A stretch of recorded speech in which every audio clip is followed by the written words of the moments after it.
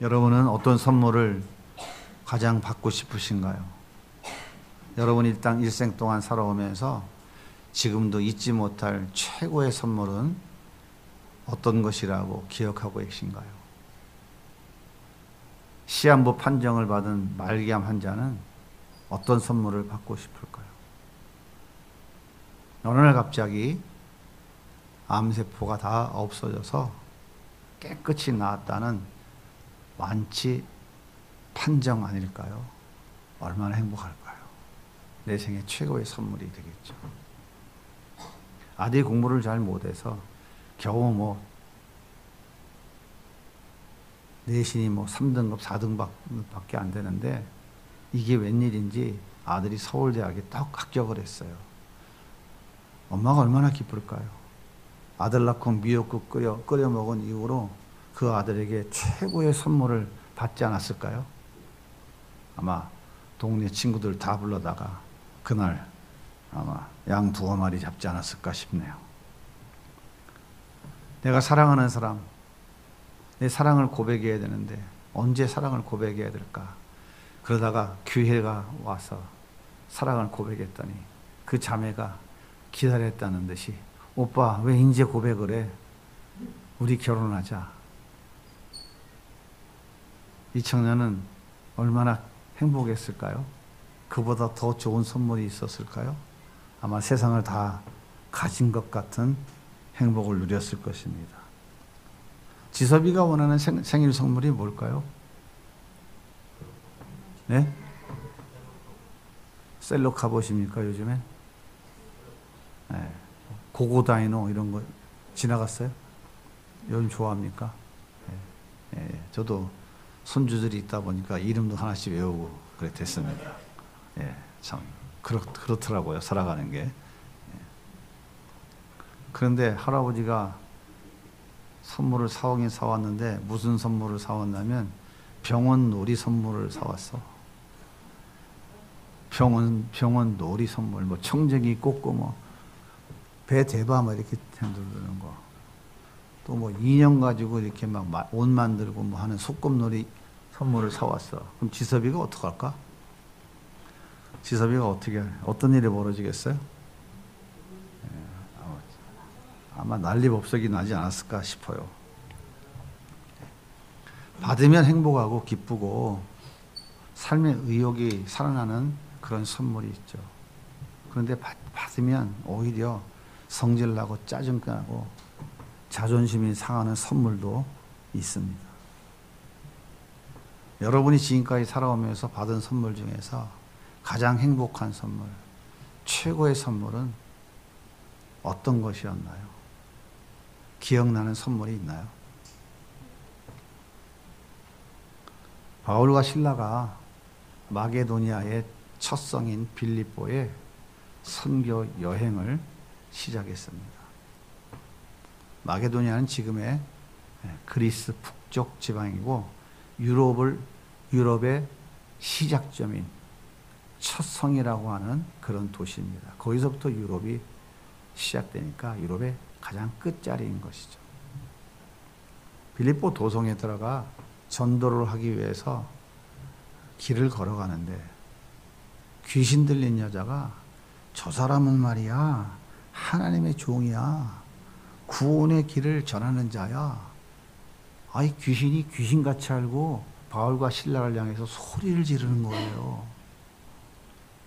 바울과 실라는 자기들은 뭐 하는 사람인지 신분을 철저히 감추고 지금 어디에 복음의 거점을 만들고 어떤 사람을 만나 예수를 전하고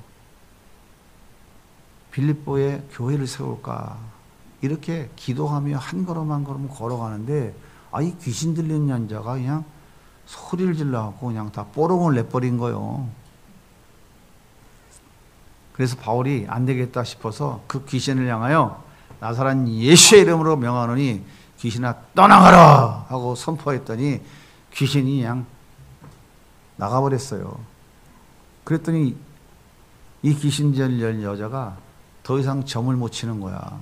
그러니까 이 귀신 들린 이 여자는 빌립보 도성에다가 멍석 깔아놓고 점 쳐주는 여자였어. 점 쳐주는 여자. 요즘으로 말하면 신점 쳐주는 거야, 신점. 아프겠다. 그러니까 주인이 화가 났죠. 내 수입원이 끊어졌으니까. 너무 화가 난 거죠. 내 밥줄을 깨버렸으니까, 밥통을. 그래서 관가에 고발을 했어요. 저 사람은 우리 로마의 풍습에도 없는 이상한 말을 전하면서 사람들을 갖다가 지금 미혹하고 있는 사람이다. 그래서 로마 군사들에게 끌려가가지고 관가에 끌려가 죽도록 몰매를 맞고 쇠사슬에 꽁꽁 묶여서 빌립보의 감옥의 가장 깊은 곳에 집어 던져버렸어요. 생각해 보십시오. 귀신 들려 고통받는 여자를 도와주었는데 바울이 받은 선물은 무슨 선물이에요? 몽둥이질이죠. 그죠? 몽둥이질. 온몸이 꽁꽁 묶여가지고 꼼짝도 못하는 죄수가 돼서 감옥에 갇히는 거예요. 이것이 바울과 실라가 받은 선물이에요. 그런데 바울과 실라는 억울하다고 소리를 질렀을까요? 아니면 오히려 감사했을까요?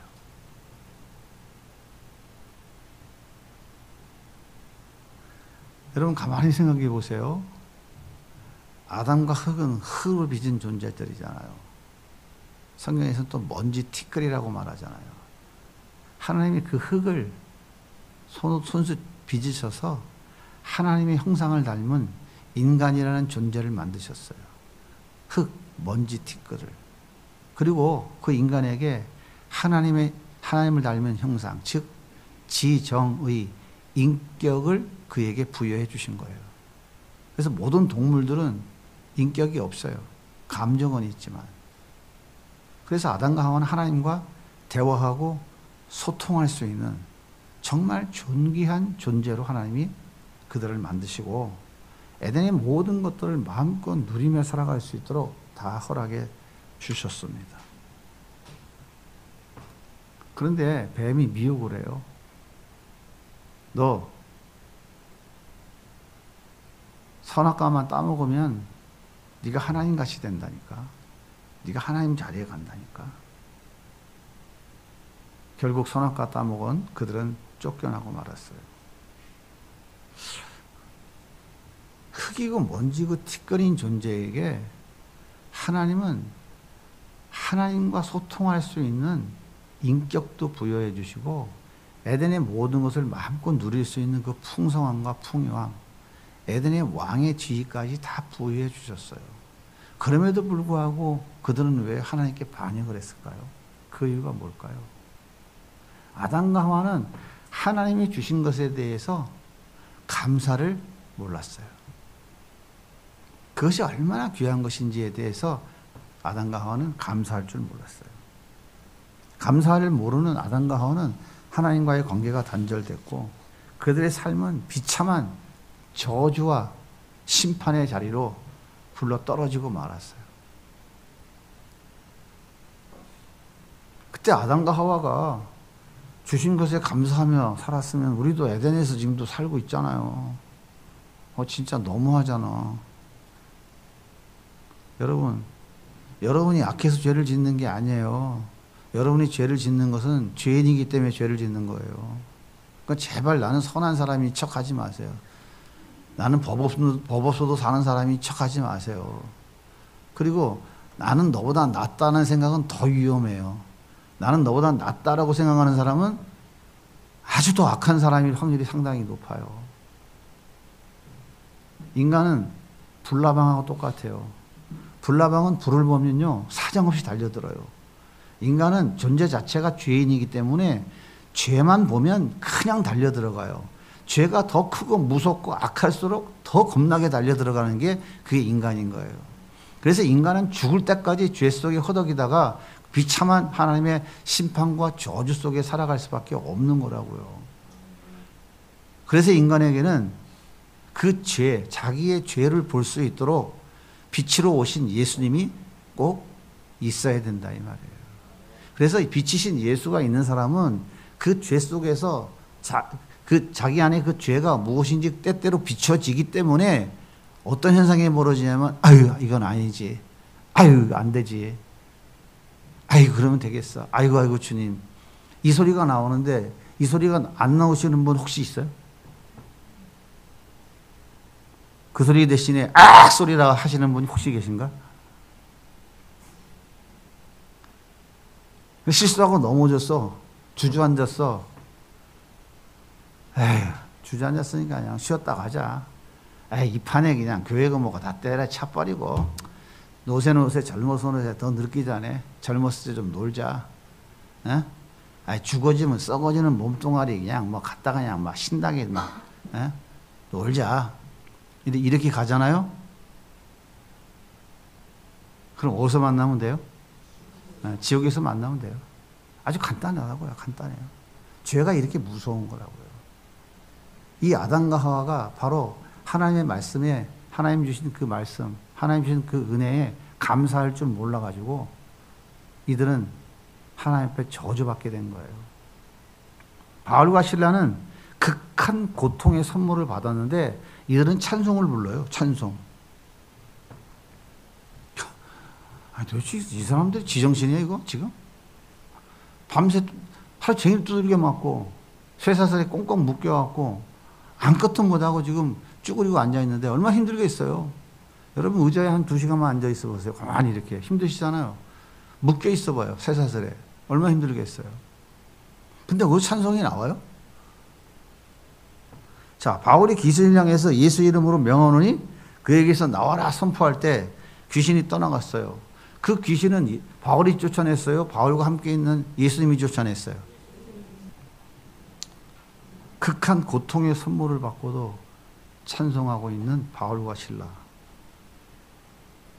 그가 귀신을 향하여 떠나라고 할 적에 그 귀신을 쫓아낸 분은 바울이 아니고 바울과 함께 하고 있는 예수님이에요.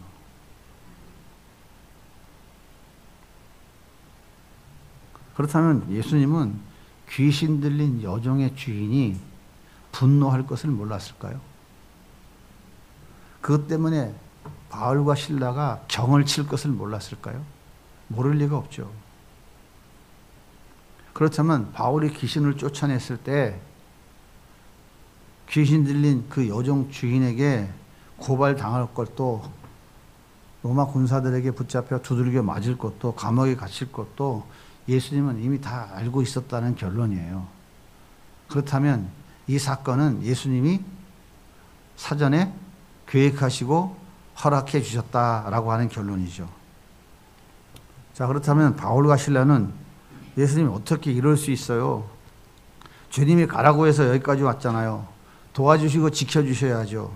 나 좋자고 귀신 쫓아낸 겁니까? 죽도록 충성한 우리에게 아니 어떻게 이렇게 비참한 꼴을 만들어 주십니까? 항변해야 되지 않을까요? 그런데 바울과 실라는 오히려 찬송을 불러요. 고통이 너무 심해서 뭐 일시적으로 정신 착란이 온 건가요? 아니면 너무나 억울해서 지금 탄식의 소리를 하고 있는 건가요? 제정신이라면 절대 불가능한 일이잖아요. 그런데 어째서 찬송을 불렀을까요? 바울과 실라는 지금 우리가 당하는 아픔과 고통은 하나님이 주신 최고의 선물이라고 확신했기 때문에 찬송 부르고 있는 거예요.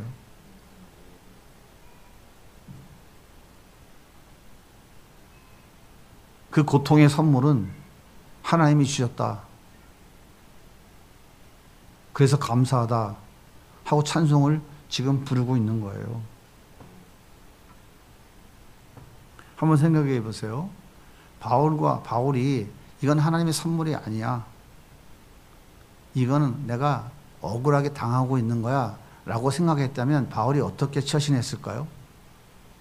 여러분, 바울은 로마의 시민권을 가진 사람이에요. 로마의 시민권. 로마의 시민권 쫙 꺼내줘. 감히 못 건드려요. 내가 로마의 시민권자인데 니들이 무슨 근거로 나를 패려고 그래?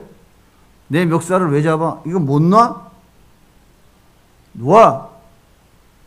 절대 못 건드립니다. 이 로마의 시민권이라는 것이 당대에 그렇게 엄청난 거예요. 로마의 시민은 아무리 악을 행해도 십자가에 달려서 십자가형에 처하잖아요. 큰일 납니다.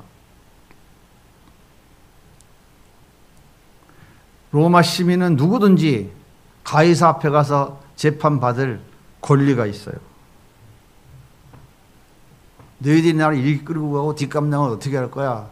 바울이 한마디만 했으면 끝장나는 일입니다.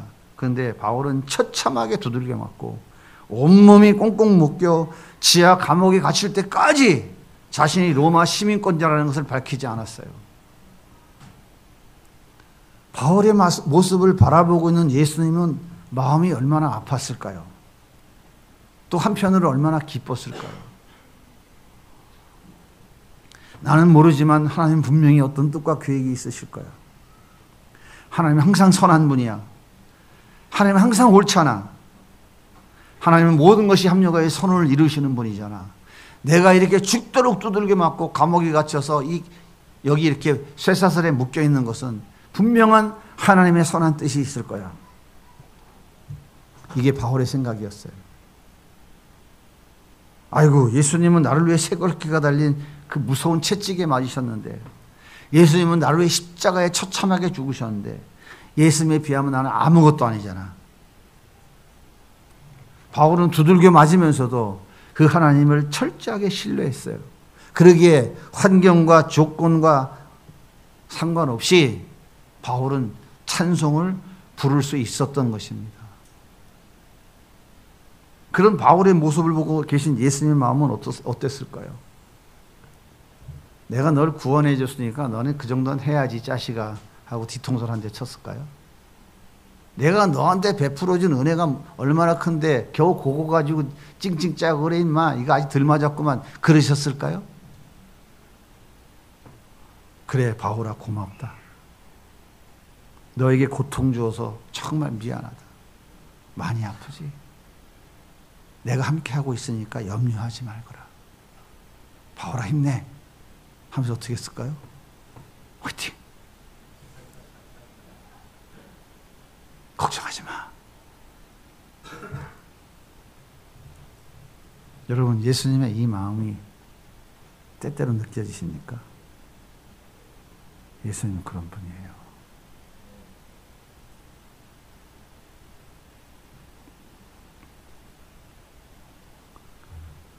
예수님은 고통당하고 있는 그 바울을 보면서 더 마음 아파서 울고 계시는 분이라고요. 그런데 예수님이 이렇게 마음 아파 울면서까지 이렇게 하시는 이유가 도대체 뭘까요? 바울과 실라가 찬송을 부르자 옥토에 지진이 나더니 옥문이 부서져 버리고 묶였던 쇠살이 다 풀어져 버리는 놀라운 역사가 일어났어요. 잠자고 있던 간수가 도망간 줄 알고 죄수들이 칼을 들고 자기를 하려고 했어요. 그때 바울이 다급하게 소리칩니다. 우리 여기 있어요. 내 몸을 상하지 말아라. 우리 여기 있어. 바울은 다급하게 소리쳤어요. 사도행전 16장 28절입니다. 바울이 크게 소리질러 이르되 내 몸을 상하지 말라. 우리가 다 여기 있노라 하니 두려워 떨고 있던 간수가 등불을 들고 확인해 보니까 죄수들이 거기에 앉아 있는 거야. 그 순간 그 간수가 그 자리에서 무릎을 꿇었어요. 그리고 땅에 엎드렸어요. 그리고 말합니다. 선생님이요, 우리가 어떻게 해야 구원을 얻을 수 있습니까? 놀라운 일이 벌어졌어요. 우리가 어떻게 해야 구원을 얻을 수 있습니까? 그때 바울이 이렇게 얘기합니다. 우리 너무 잘 아는 말씀이죠? 사도행전 16장 31절 다 같이 외쳐볼까요? 주 예수를 믿으라. 그리하면 너와 내 집이 구원을 받으리라. 할렐루야. 주 예수를 믿으라. 그리하면 너와 내 집이 구원을 받으리라. 그 즉시 간수가 바울과 실라를 자기 집으로 데려가서 두들겨 맞은 상처를 싸매주고 약 발라주고 맛있는 음식도 대접해줬어요. 그리고 자기의 온 가족을 다 불러다가 복음을 듣고 예수 믿고 세례를 받는 역사가 그 가정에 일어났습니다. 하나님은 간수장과 그의 가족들을 구원하셔서 빌립보 도성에 예수를 전하는 도구로 쓰기 원해서 바울과 실라에게 원치 않는 선물, 아픔과 고통의 선물, 깊은 지옥의 감옥을 선물로 주셨던 것입니다. 하지만 그 선물은 간수장과 그의 가족들을 살리는 최고의 선물인 예수로 바뀌었어요. 그리고 빌립보 도성에 주어진 최고의 선물인 예수님의 영광이 높이 높이 드러나기 시작했습니다. 바울이 빌립보에 와 처음으로 전도한 사람, 그 여자가 루디아잖아요. 루디아가 자기 집을 제공해서 교회가 세워졌습니다. 여자 한 사람이 빌립보성 복음을 위해서 할 수 있는 일은 제한되어 있어요. 그런데 이 간수는 로마 병사 공무원이잖아요. 여자와 달라요. 하나님은 이 간수를 루디아의 가정, 그 가정에서 세워진 빌립보 교회 성도로 보내셔서 빌립보를 복음화시키는 일에 루디아와 함께 사용하시는 놀라운 도구로 세우신 거예요.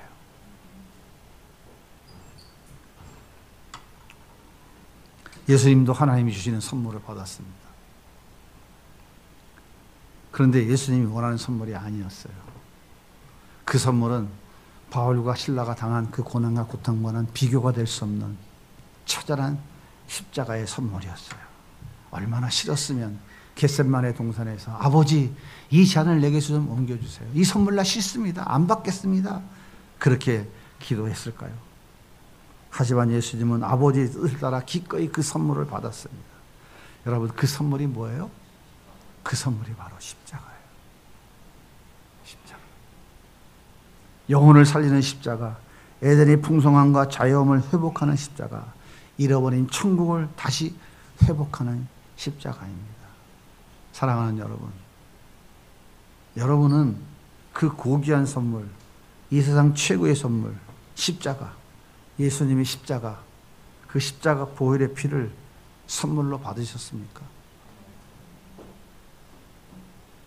아침 드셨어요? 아침 드셨습니까? 제가 설명해 드려야 잘 아세요? 여러분들이 더 잘 알아요. 아침 드셨어요? 아침 먹었는지 안 먹었는지 제가 설명해 드려야 알아요? 여러분 스스로가 설명 안 듣고도 알아요? 그러면 여러분은 예수님의 이 고귀한 선물, 이 세상 최고의 선물, 십자가, 그 예수 그리스도를 선물로 받으셨습니까? 제가 가르쳐 드려야 알아요? 여러분 스스로 아세요? 모르겠으면은 저한테 찾아오세요. 처음부터 가르쳐 드릴게요. 이것도 모르고 신앙생활하고 교회 다니면 별 볼 없어요. 열심히 나와서 앉아있다가 가면 천국 가는 거 아니에요. 그렇다면 무슨 자격으로 받으셨어요? 반역 죄인이잖아요. 하나님께 반역한 죄인이잖아요. 중국에서는 반역죄 지으면 8족을 멸하고 조선시대 3족을 멸했어요. 창조주 하나님께 반역한 반역 죄인들이 무슨 자격으로 이 놀라운 고귀한 선물을 받아요? 값으로 따질 수 없는 선물, 이 세상을 다 준다 해도 바꾸지 않는 최고의 선물, 이 선물을 우리가 무슨 자격으로 받았냐고요. 나의 어떤 수고와 애씀과 노력으로 남다른 뭔가 특별한 공로가 있어서 받았을까요? 택도 없는 소리예요. 우리는 그냥 공짜로 받았어요. 그래서 은혜라고 하는 거예요. 따라서 예수님께서 받은 십자가의 선물은, 우리가 예수님께 받은 십자가의 선물은 오직 은혜, 오직 은혜로만 받는 거예요.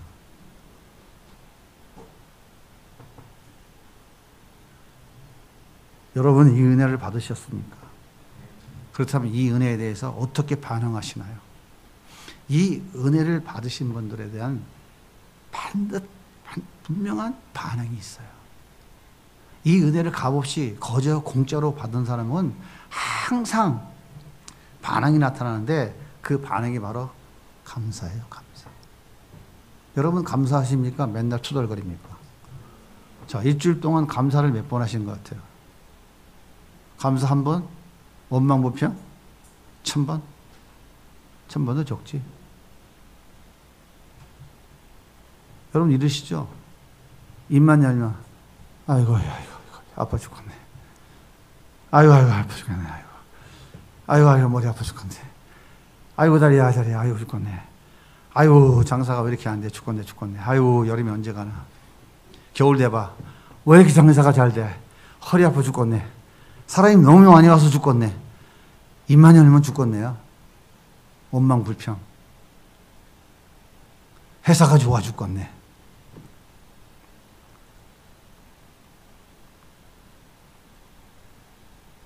하나님의 은혜를 아는 사람들, 이 은혜를 값없이 받은 사람들에게 나타나는 반응은 감사예요. 감사. 내 중심에서 나오는 감사. 아까 여러분 애기들 거 감사한 거 봉투 보여줬죠? 뭘 가르치는 거예요? 이 아이들의 중심 속에서, 이 아이 가슴 속에 있는 그 예수님으로 인하여 감사하는 것을 표현하는 걸 가르치고 있는 거예요. 저 아이들과 데려다 놓고 물어보세요. 예수님 어디 있어? 다 똑같이 얘기해요. 여기요. 여러분은 예수가 어디 있습니까? 여기 있다고 하는 분은 다행인데 거의 대부분 여기 있어. 여기. 가끔 내려오지. 거의 다 여기 있어. 가끔 내려와. 가끔 내려왔다 다시 일로 가. 예수는 여기 있어야 돼. 여기. 예수는 여기 계신데 내 안에 오신 예수는 전부 여기 있다니까. 그러다 내 머리로 도저히 계산이 안 될 때 슬쩍 내려와. 내 중심에서 나오는 감사. 이 감사가 바로 예수님에 대한 그 은혜, 그 사랑에 대한 표현인 거예요. 이 감사가 바로 예수님의 영광을 드러내는 그 방편인 것입니다. 그래서 진짜 예수가 있는 사람의 가정에 가면 항상 찬송 소리가 들려요. 항상 찬송 소리가 들려. 찬송이 뭐예요? 감사와 기쁨을 표현하는 게 찬송이야. 하루 종일 감사합니다. 이러고 다니면 119 온다니까? 119 와. 옆에 사람이 신고해. 저 아무래도 저분 치매 걸린 것 같다고. 그 감사가 어떻게 표현돼? 차를 딱 타면 아무것도 두려워 말 음악이 착 나와. 유튜브는 그런 데 쓰라고 준 거예요. 응? 회사에 딱 공부하러 딱 가면 딱 틀면은 가게 가도 틀면은 찬양이 나와. 집에 아침에 눈 뜨면 오늘의 요리 뭐 이런 거 하지 말고 찬양을 틀어요. 찬양이 착 울려 나와. 찬양이 울려 퍼지면 첫째 마귀 새끼가 못 들어와. 찬양하는 집에는. 근데 찬양이 안 나오니까 맨날 뭐가 나와? 원망 불평만 나오고 울고락불고락하고. 그걸 뭘 모르는 거야? 은혜를 모르는 거예요. 느부갓네살 왕이 금신상을 만들어 놓고 평소보다 7배나 뜨겁게 불을 때라 했어요. 풀무불. 평소보다 7배. 그래 놓고 마지막 경고를 했어. 마지막 기회다. 이들 이 금신상에 절해라. 안 하면 저기다 집어넣는다. 그랬더니 다니엘의 세 친구 사드락과 메섹과 아벳느고가 뭐라 그럽니까? 우리 집어넣으세요. 우리 죽어도 좋습니다. 죽으면 천국 가니까. 그러나 하나님이 함께해서 살려주시면 그것도 감사합니다. 안 죽는 게 좋지만 죽는 거는 더 좋습니다. 그래서 그들을 집어넣었죠. 그 다니엘의 세 친구가 뭐라 그래요? 집에 가서 다니엘 3장 17절 꼭 읽어보세요. 그리 하지 않을지라도 감사해요. 그리 아니하실지라도 감사해요. 그 다음에 어떻게 해야 된다 그랬죠, 제가? 예, 엉덩이를 싹 흔들어야 된다 했죠. 이게 바로 은혜에 대한 감사예요. 그래서 풀무불에 집어 던졌어. 그랬더니 3명은 풀무 속에 집어 던졌잖아. 던진 사람들은 다 죽어서 타서. 근데 가만히 느부갓네살이 보니까 거기 뭐야? 던진 건 3명 던졌는데 4명이 놀고 있어. 4명이 놀고 있는 거야. 춤을 추면서. 오신 분이 누가, 그 한 사람 누굴까? 우리 주님이 오신 거야. 우리 주님이 오셔서 그들을 붙잡고 계시는 거야. 같이 춤을 추는 거야. 그게 천국의 춤이야. 근데 내가 보니까, 성경을 자세히 보니까 예수님하고 다니엘의 세 친구는 손을 잡고 빙글빙글 돌더라고. 기뻐서 찬송을 하며. 예수님이 없는 사람들을 보면 춤을 그렇게 안 추더라고. 예수님이 없는 사람은 뜨거워서 그냥 이러고 춤을 추는데, 다니엘의 세 친구는 빙글 돌면서 웃으면서 이렇게 춤 잘 추는 현아 어때? 맞아 틀려? 이게 뭐야? 은혜에 대한 감사의 반응이에요. 다니엘은 바벨론의 총리였어요. 그런데 페르시아가 바벨론을 무너뜨렸어. 그런데 다니엘이 얼마나 똑똑하고 훌륭한 사람인지 페르시아 다리오 왕이 다시 총리로 기용했어. 그래서 제국을 세 개로 쪼개서 총리 셋을 세웠는데 그중 총리 셋을 지도하는 최고 우두머리 총리가 다니엘이야. 그러니까 이 정적들이 기분 나빠 안 나빠? 아니 저놈은 바벨론의 왕이 세운 총리인데, 저놈은 이스라엘 포로인데, 아니 거대한 제국 페르시아에 새로운 지금 제국이 세워졌는데 여기 와서 수석 총리야? 배가 아파요 안 아파요? 배가 아프지. 그래서 이렇게 조소를 꾸몄어. 앞으로 30일 이내에 왕 위에 다른 사람에게 또는 다른 어떤 신에게 절하면 사자굴에 집어넣어 던진다. 그래놓고는 다리오 왕을 살살 꼬드겨 가서 어인을 빵 찍어서 전국에 방을 붙였어. 그런데 다니엘은 어떻게? 집에 돌아와 가지고 성경은 이렇게 말해요. 다니엘은 전에 하던 대로 예루살렘을 향하여 창문을 열어놓고 하루에 3번 기도하며 그 다음 날이 재밌어. 감사하였더라. 아이고 참. 아니 사자굴에 들어가 죽는데 뭘 감사해? 감사하기는. 이게 바로 뭐예요? 은혜에 대한 반응이야. 은혜에 대한 반응. 아이고 사자굴 속에 들어가 죽으면 내가 천국에 빨리 가지고 온대. 얼마나 좋으냐. 내가 보고 싶은 주님을 만나러 가는데 그게 뭔 상관이 있어? 그게 은혜에 대한 반응. 바로 이 감사예요. 하박국 선지자는 뭐라고 얘기합니까? 바벨론 군합발이 다 짓밟고 지나가니까 너무 고통스러워서 이렇게 외쳐요. 무화과 나무가 무성치 않고 포도 열매가 없고 감람나무 소출이 없고 밭에 먹을 것이 없고 우리의 양이 없고 외양간에 소가 없을지라도. 여러분 잘 한번 따져봐요. 무화과 나무 뭐 하는 거예요? 무화과 나무 뭐 하는 거예요? 이건 굉장히 중요한 열매예요. 무화과 나무. 감람나무 뭐 하는 거예요? 기름 짜는 거예요. 포도나무 뭐 하는 거예요? 포도주 만드는 거예요. 양과 소는 뭐 하는 거예요? 하나님께 제사 지내는 제물이에요. 그러니까 뭐 귀금속이 없어지고 무슨 뭐 팔찌가 없어진다는 얘기가 아니고 백성들이 살아가는데 필요한, 하나님께 제사 드릴 수 있는 필요한 모든 기본적인 것들이 아예 싹 다 없어졌다 이거예요. 바벨론 군합발에 다 짓밟혀서. 그럼에도 불구하고 뭐라고 그래요? 나는 여호와로 인하여 즐거워하며 나의 구원의 하나님으로 인하여 기뻐하리로다. 이게 바로 은혜를 아는 자의 반응이에요. 감사. 아무것도 없어도 감사. 아무 대가 없이 어떤 값도 치르지 않고 아는 은혜. 아무 대가 없이 어떤 값도 치르지 않고 은혜로 예수님의 십자가를 선물로 받은 사람. 예수님께 선물로 받은 십자가로 내 죄를 다 씻음 받은 사람. 그래서 하나님의 자녀가 된 사람. 그래서 천국을 소유한 사람. 다시 말하면 진짜 예수가 있는 사람. 이런 사람의 특징이 뭐라고요? 특징이 뭐라고? 어떤 상황에서도 그 입에서 뭐가 나온다고? 감사가 나온다고. 이게 진짜 예수 있는 사람이에요. 감사. 그 감사가 바로 예수의 이름을 높이고 예수님의 이름을 자랑하고 예수님의 이름을 찬양하며 하나님께 영광을 돌리는 것입니다. 여러분은 감사하며 사십니까? 아니면 원망 불평하며 사십니까?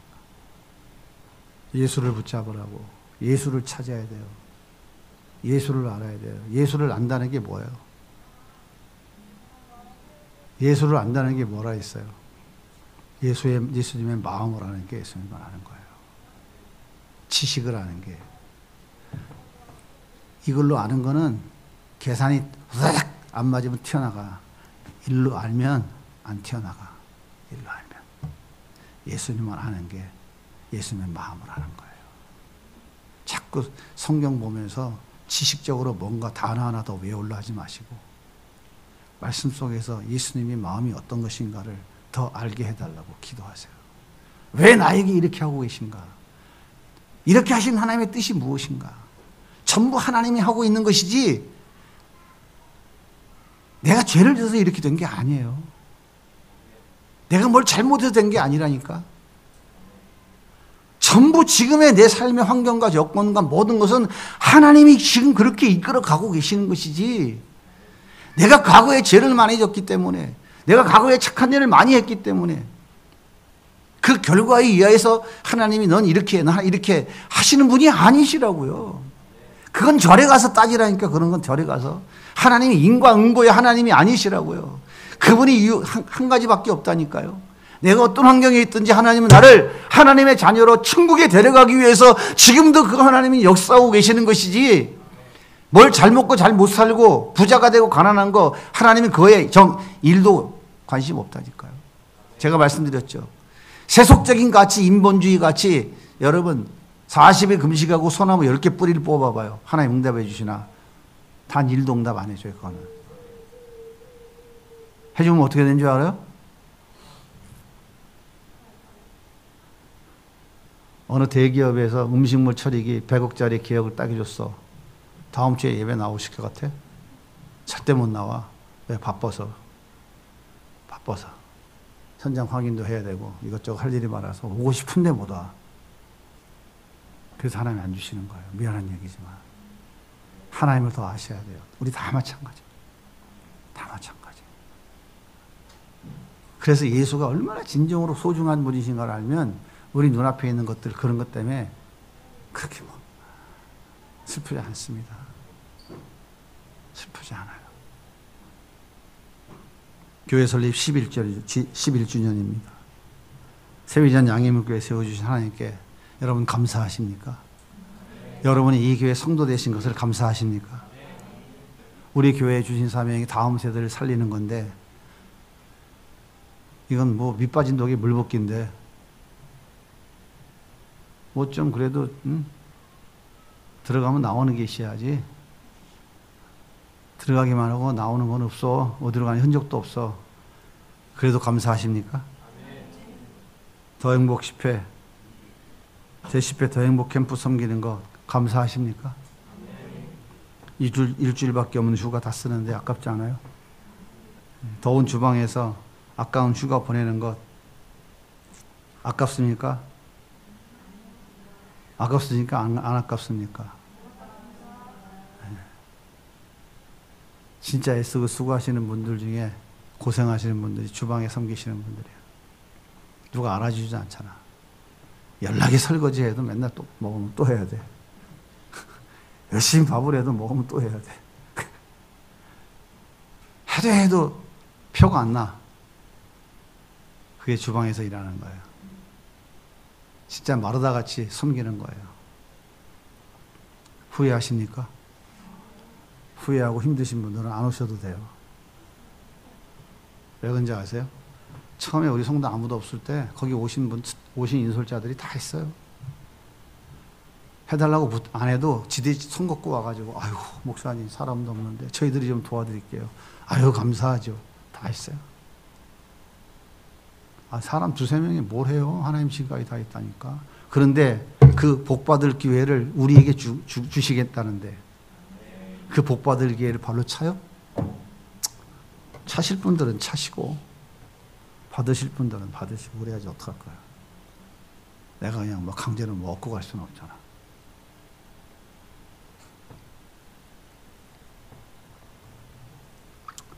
내년에 제11회 더 행복 캠프 진행해도 감사합니까?